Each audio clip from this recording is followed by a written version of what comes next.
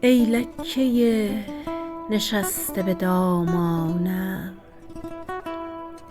ای لکه نشسته به دامانم، شوق به لب رسیده پنهانم، کاووس شعرهای کماکانم، معشوقه محال تو می مانم.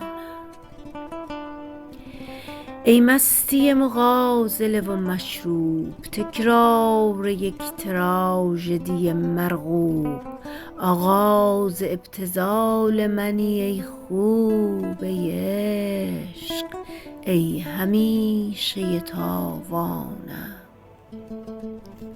فریادهای بغض فرو مرده، محکوم شاهدان قسم خورده، در من هزار عارف افسرده، من بعد بی اراده عرفانم.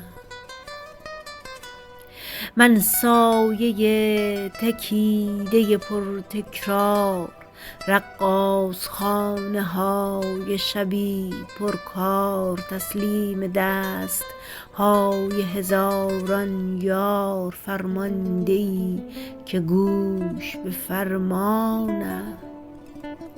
هم اعتقادهای زیادی هست، هم اعتیادهای زیادی هست، در من تضادهای زیادی هست، هر روز بر دوراهی حیرانم. هم چلچراغ گنبد جانان و هم سنگ فرش کاخ گلستان و هم بیقرار خواندن قرآن و هم همدم زنان خیابانم. این لشکر از کجای جهان آمد؟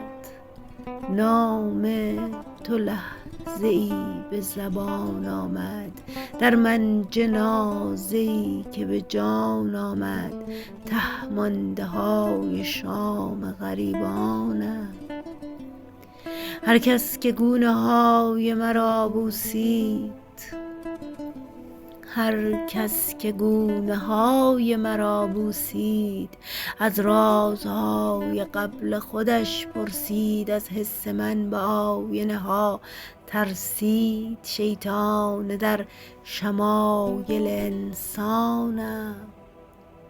در برد از معاشق جانش را، ته استکان لب به لبانش را، سرلشکری که لشکریانش را یا سوخت یا فروخت، نمیدانم.